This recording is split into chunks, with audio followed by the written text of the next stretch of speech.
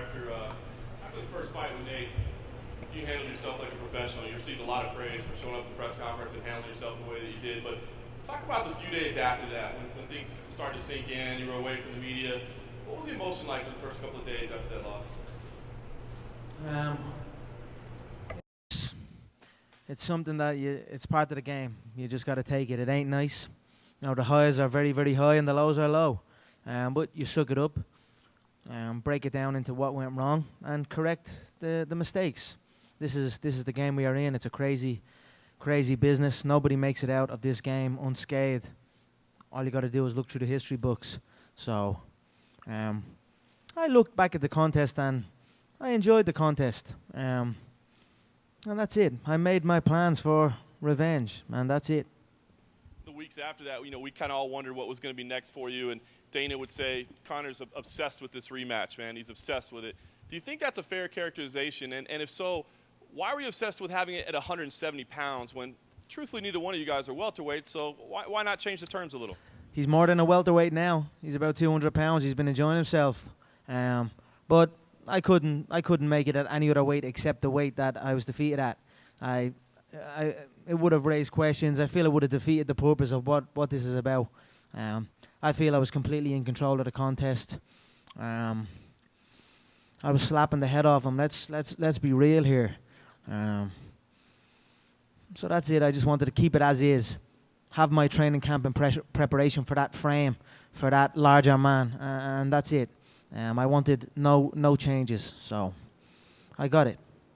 And we've heard a lot about the changes in your training camp and the way you're approaching it differently this time. Can you talk about how that was developed, the decisions that were made? Were these decisions you made, your coaches made? How was it developed?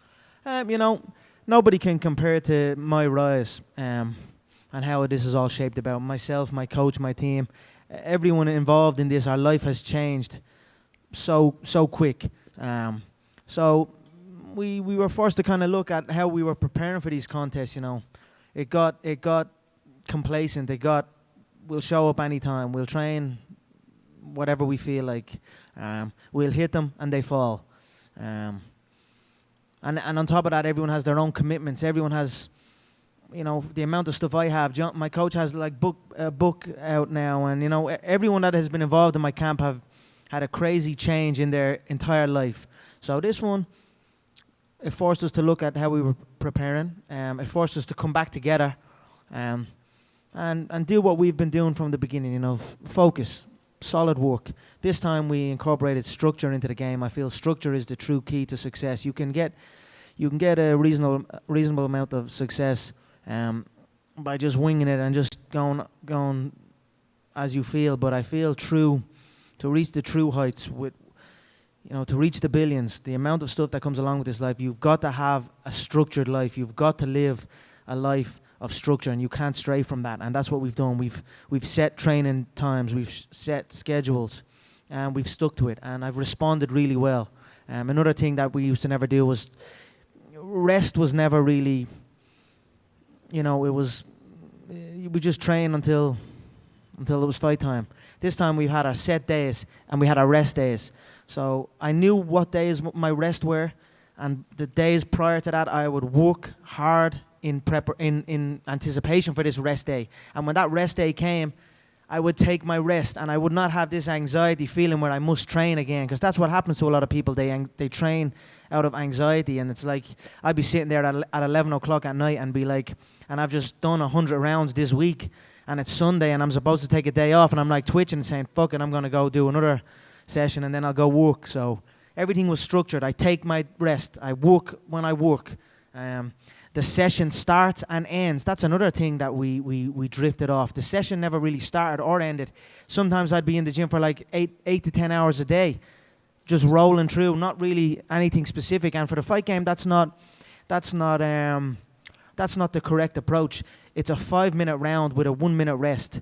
You need to be prepared for that. That's what the contest is. You need to be able to go from 0 to 100, rest, and go again, rather than a continuous training cycle where you're in the gym, half training for many hours a day. That's not beneficial to what we are doing in the fight. So these are just changes that we've implemented. And again, I've responded amazingly. Usually at the end of camp, I'm like, I can't wait for this camp to end, or I'm sick of training, or or I'm banged up. I am absolutely perfect. Like this time last camp, I remember I was in a bad way. Everything was just, the opponent changed. The whole circus was kicking off again when it only had just happened. I was overtrained, and well, now here I am, fresh, full of energy, full of vitality, underweight. I know he's close to 200 pounds. So he has a weight cut. That's what happens. You eat, you get comfortable. All of a sudden, that weigh-in day creeps up, and you've got to weigh in. So it couldn't have went smoother for me, and I'm very happy with it.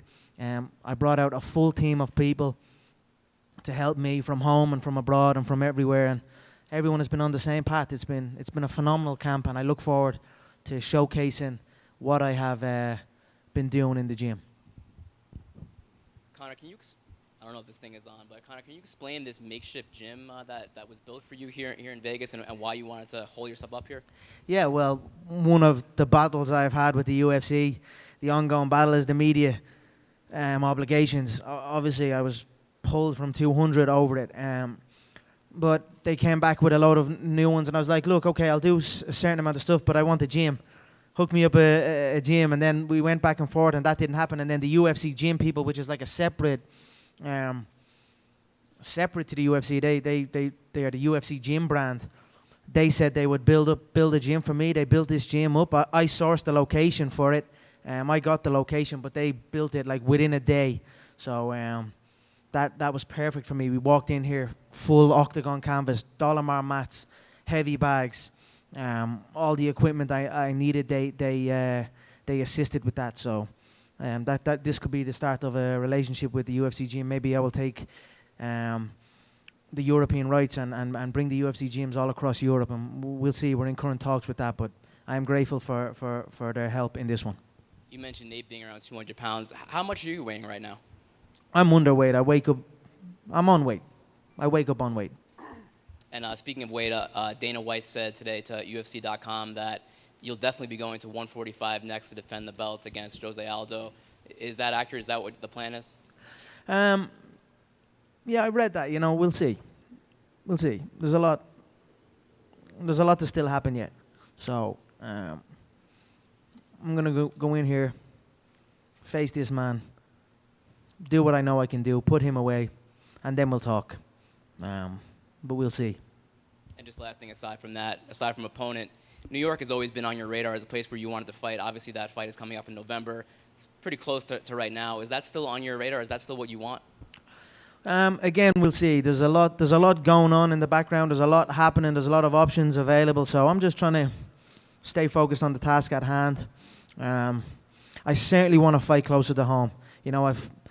I've fought so many times. I'm very, very active, as you know. I fought out here in Las Vegas, and it's a long trip from Ireland. So New York is certainly closer. There's a lot of Irish in New York. I would like to fight there.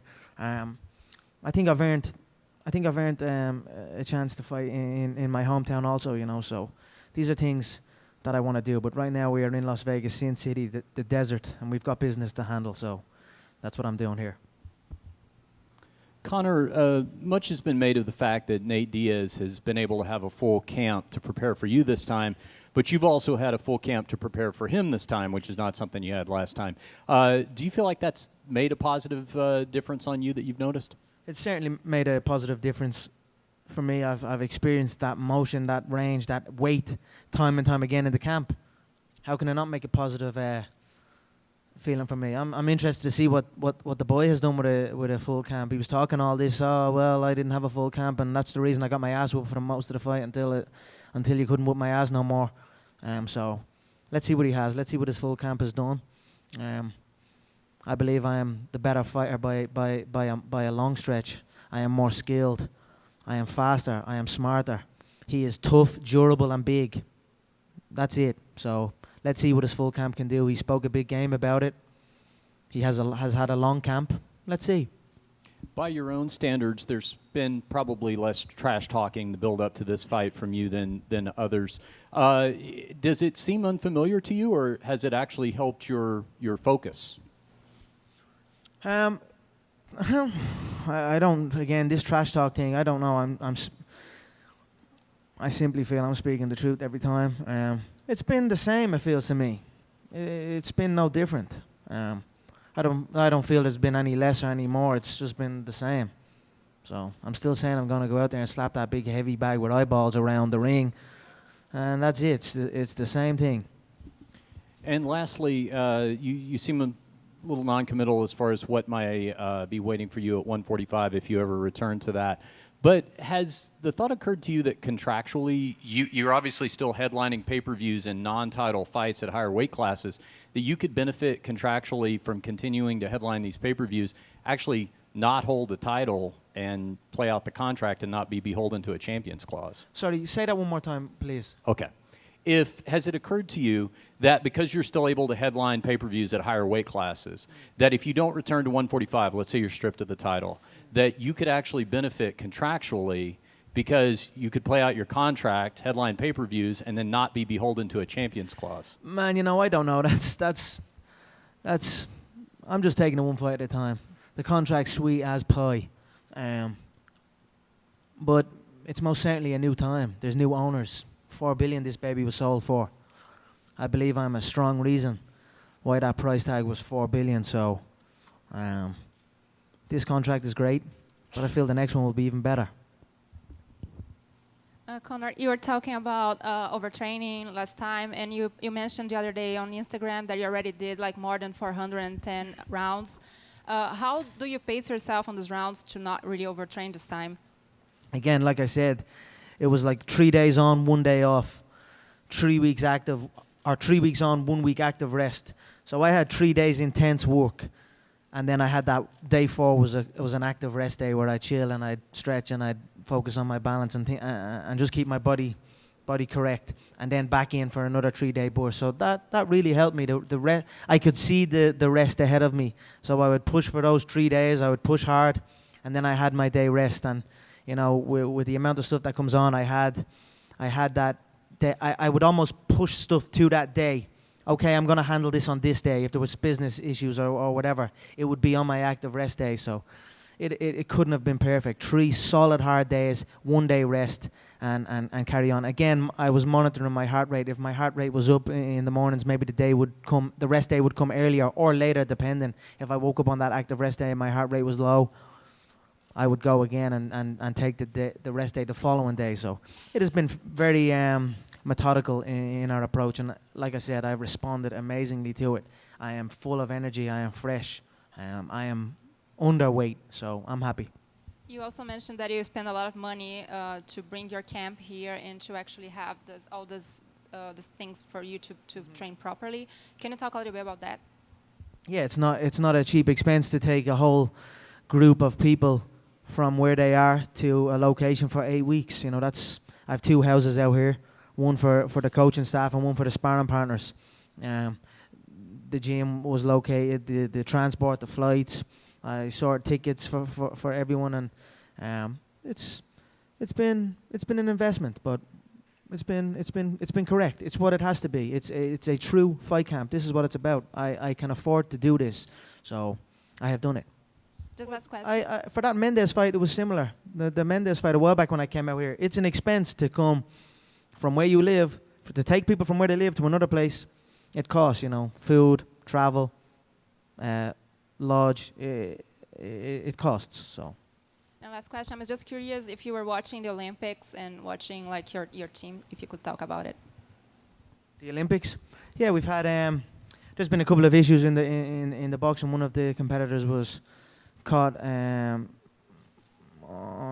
performance-enhancing drugs, and actually the guy that lost out to that guy is here with me. He's the number 2. Well, really, he's the number 1. He's clean. He's here. He's a southpaw, Conor Wallace, tall, strong, sharp kid. He's been helping me prepare for this. That was an incident I think maybe might have hampered the spirit of the Irish team, but we've been doing well. We've got a couple of wins, and the competition is young. We have Michael Connell now competing on Sunday. So I'm holding out hope that our Olympic boxers will bring home medals. And then we've got those 2 rower guys from Cork, and they've been hilarious. They won a silver medal the other day. So it's great to watch the Irish people out in Rio. I've been there myself in Rio many times. And what I was thinking as well when them fights were taking place, and Paddy Barnes, who was competing, he was defeated. He's a 2-time Olympian, 2-time medalist.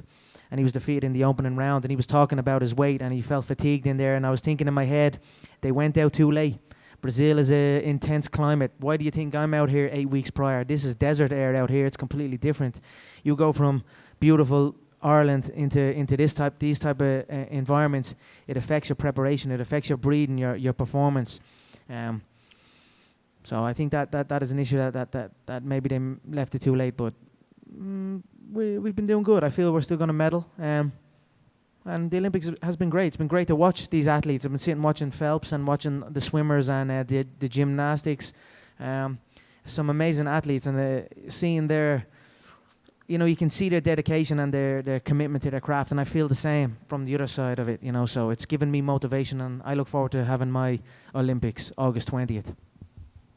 Conor, given your standing in the sport, there were reports again this week of attempts to labor and unionize fighters, but it would seem if fighters like yourself and other huge names didn't take part, there would be no teeth to this.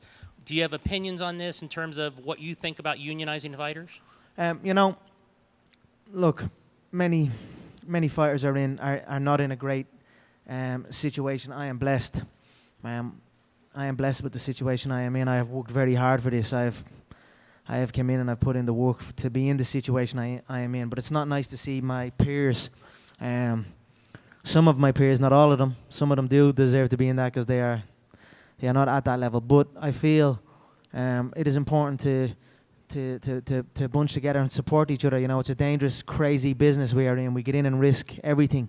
I've witnessed firsthand how these fighters risk it all. So maybe in the future. Right now, I've got to focus on myself. That might be selfish, but this is the position I'm in right now. I have a lot going on. I've got to focus on my own self right now. But in the future, maybe I will help spearhead something like that if it is presented correctly. I wouldn't just jump in if it wasn't going to be done right. Would you agree it would take fighters of your name and level to make it work, though? Yeah, of course. Yes. Ric Flair says he was offended by your comments about the WWE. He said you sold his ass to those guys who kicked your ass. What do you have to say? Ric Flair is a legend. But as far as talking about gimmicks, this is the real thing over here. I think these WWE guys think they are not right in the head, some of them. I mean, the new age are dweebs. Let's be honest here, they're absolute dweebs. But the old school guys are legends. You know what I mean? Ric Flair was a legend. The McMahons, of course, Dons. But I just said it as I is. The dweebs. I mean, what's the main guy? John Cena. He's wanting around. He's 40. Yeah, he's 40 years of age. He's wanting around in a luminous orange T-shirt and a headband, talking about nobody can see him. We can see him right there. He's a big fat 40-year-old failed Mr. Olympia motherfucker. Do you know what I mean? That dweebs, those guys. But I don't know what to say to Ric Flair. This ain't no gimmick. This is the real shit. I've got to get in and fight a man for real, with no script, with no nothing. So he was talking about challenging, bringing some other wrestler guys over to challenge me. I was saying, come bring it then. This is the real shit over here. If you want to come over, we can fight, no problem. And then a few of them are talking about the street and all. If they want to do that, come at me and see what happens. But like I said, no disrespect to the Dons of the game, the McMahons. I mean, Vinnie Mac's a fucking legend. I mean, they wrote Vinnie off a few years ago when he dropped from the billions, and then he rose back up, and now he's back in the billionaire club. And what he's been able to do with that bunch of dweebs he has over there at the moment has been phenomenal, and I respect him for that. And then, of course, the OGs of the game, the Rock, Stone Cold, they're all cool motherfuckers, but even Ric Flair's a cool motherfucker, but like I'm saying, I'm just speaking the truth. That new age of those guys are absolute dweebs, and they just seem messed up in the head. I don't know what it is when I listen to them talk, and when I listen to them carry themselves. They just don't seem right in the head. So that might have been a bit ruthless of me to say, but again, it ain't trash talk, it's true talk. Conor, you, as you said, you've repeatedly emphasized that you think this is the truth, and that you are one of the biggest stars in the boxing in the MMA game. In the game. In period. the game. The fight game, the every damn game. I've got them all wrapped up on my little finger. You know what I mean? The boxing game, the MMA game. Now I've got those wrestling dweebs in here as well. You know what I mean? I've got the whole shit locked up. Do you need to beat Nate Diaz in your mind to validate the things that you've said? Yeah, 100%. You got to win. You got to go out there and win. But most importantly, I'll go out there and represent my training, represent my team, represent the hard work I've put in, and go out and shine in there August 20th. I've done it many times. I shine under those lights, and I will do it once again August 20th. And since you talked about the future, there's another Vegas resident that you've spoken of potentially fighting in the future. Are there any thoughts to a future potential boxing match with Floyd Mayweather? Yeah, of course. Right now I have Floyd running around the Showtime offices gathering my money. That's what he's doing. He's running around the Showtime offices begging for those executives to come up with $100 million cash for me to fight me. So as soon as he gets my money, we can fight.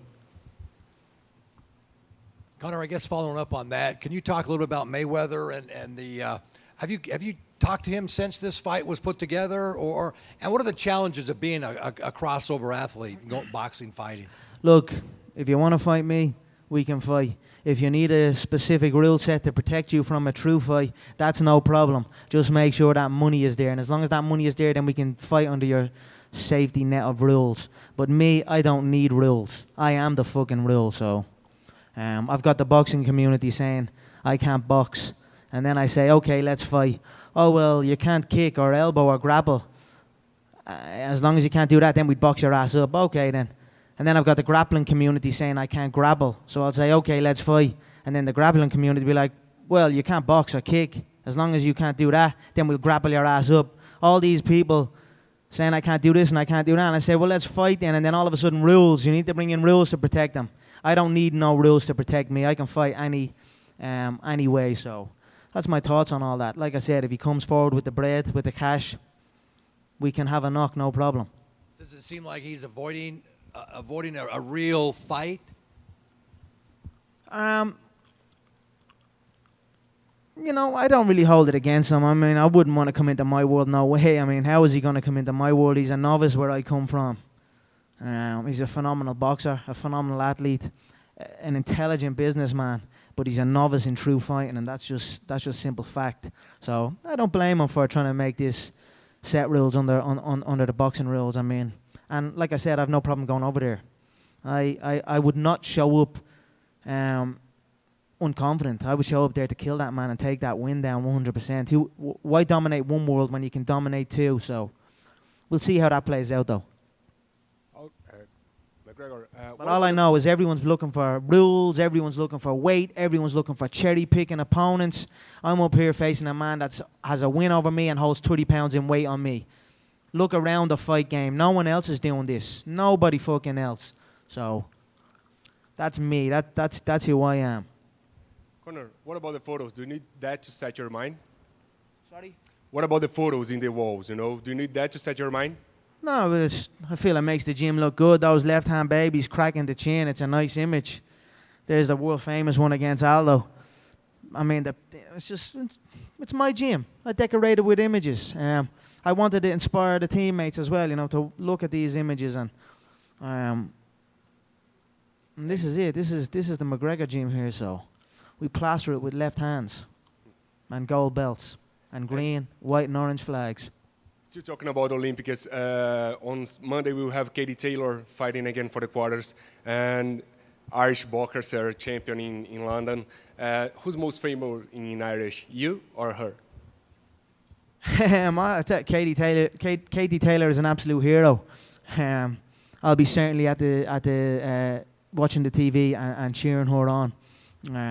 Olympic champion, the woman that brought the women into the Olympics. So. She's very similar to Ronda in that way. She opened the door. So I hope she goes out and does it, and I'll be supporting her. I'm a big fan of Katie Taylor and all the Irish boxers competing. Conor, should Dana ban Jon Jones and Brock Lesnar for life for cheating? I mean, I don't give a shit. I don't give a shit.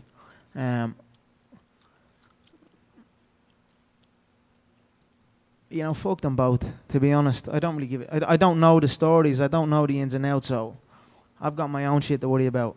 I mean, I was taken from 200 for the co-main and the main, and then both of them popped for some shit, so do what you want. I don't give a fuck.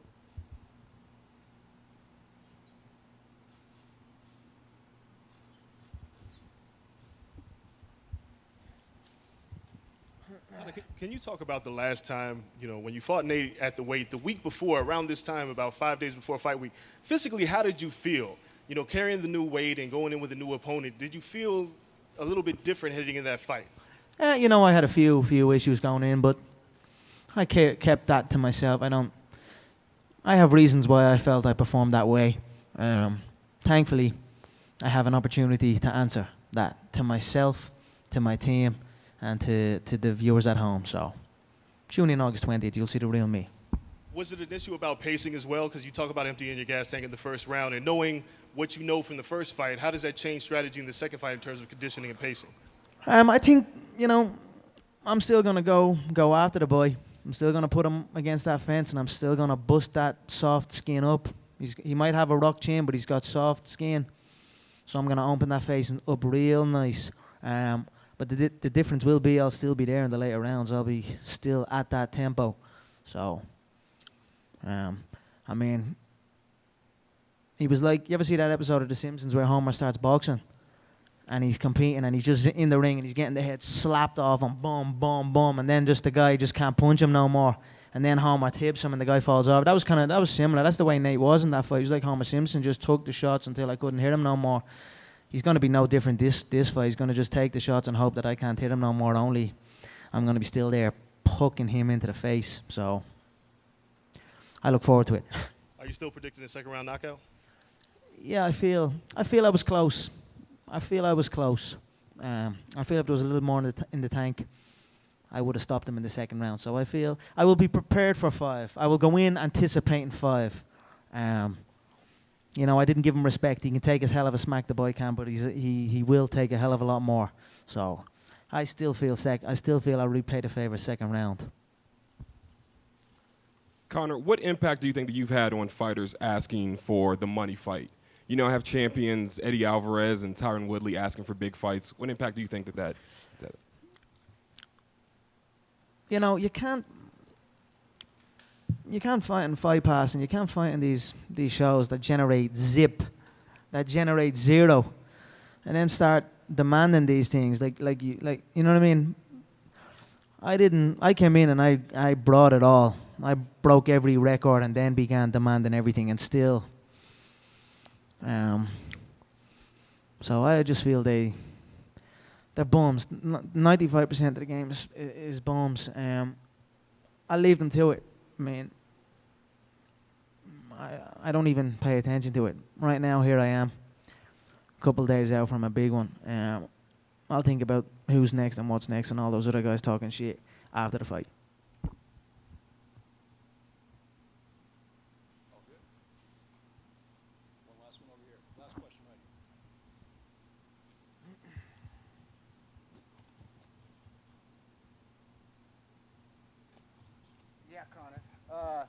About that private jet you were talking about. Any purchase in the near future? The private jet with Ronaldo? Well, give me next year. I'll climb that Forbes list. I challenge him for the #1 Forbes spot. Speaking of Forbes, Ronaldo laughed at you when you said you were going to beat him in the Forbes list. So what do you got to say to Ronaldo? Yeah, I mean he's up there, and he said he just signed a new deal with Real Madrid, so it's going to be tough. But thankfully, this company's a $4 billion company, and I'm head of operations here. So I'm confident I'll rise through them ranks of the Forbes list, and I'll see that boy next year. Great. Last question about the Olympics. What's your comment about the Egyptian fighter not shaking the hand of the Israeli fighter? I didn't hear about that. I know nothing of it to speak on it. Last question, Conor. I'll take a couple more, Chris. I appreciate you all coming out here, and if you want to ask, we can. Conor, it's pretty much official now that George St-Pierre is coming back. I know that you're obviously looking for big fights. We know that you're focusing on Nate right now, but is that a fight that could be on your mind in the future, you against GSP? I mean, you hear so many things. Let's see what happens. Let's see the dotted line signed. Let's see fights take place. But right now, I don't see anyone on my level. So I'm having a hard time deciding who's next after this one. So we'll see. We'll let things play out, and then we'll figure it out.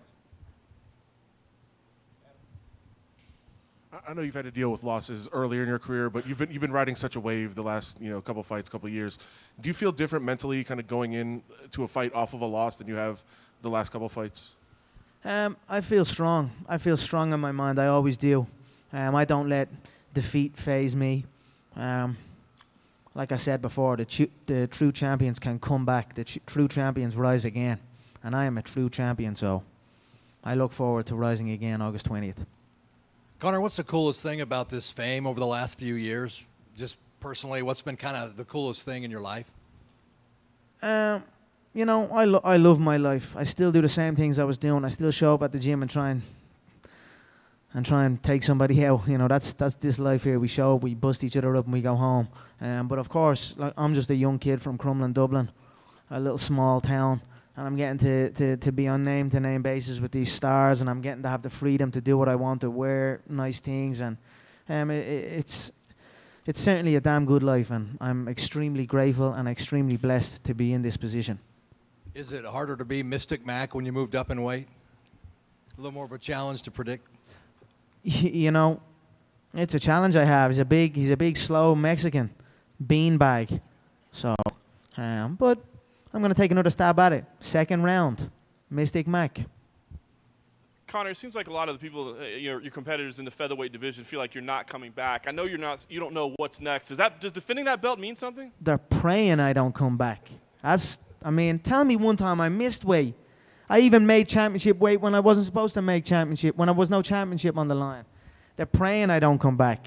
I mean, I've beaten everybody in the division. If Frankie had won that last fight after all the shit he was talking and his team was talking, it would have been set in stone. I'm going back there to shut that man up. But he got slapped around that fight. Couldn't do nothing against a guy that I KO'd in one shot. So I just got to see it out, see what happens after this fight. But I'm the featherweight world champion. And, I mean, the guy I KO'd in 13 seconds is holding the interim. What does that tell you?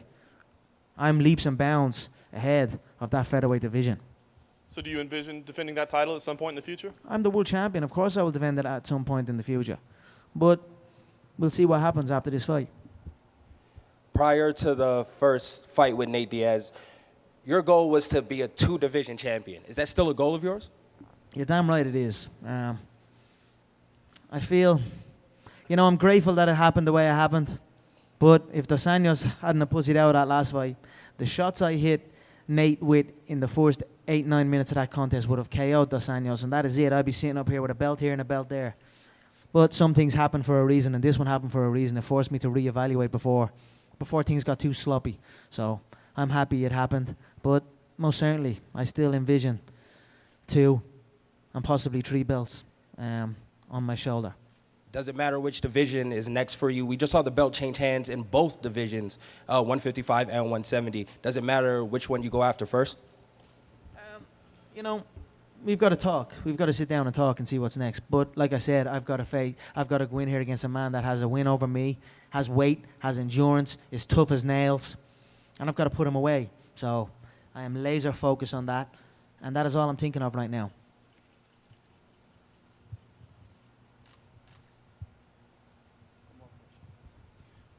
Conor, the UFC said they're going to take some fighters and make movie stars out of them. Are you opposed to that? What's your comment? Well, the new owners are like this. The new owners, the entourage guy, right? So that's what their game is on the other side. So I mean, I don't know. I turned down many. I've turned down many because this means a little bit more to me than that does right now. Maybe later though. But I mean, it's certainly not a bad connection to have. The new owners or these people are heavily involved in the entertainment industry. I mean, to see some fighters get breaks in other areas, that's great. It's big for the sport. It'll continue to grow the brand of the UFC and the fighters, and I think it's good overall. So we'll see. But right now, it's the fight business. It's not show business for me.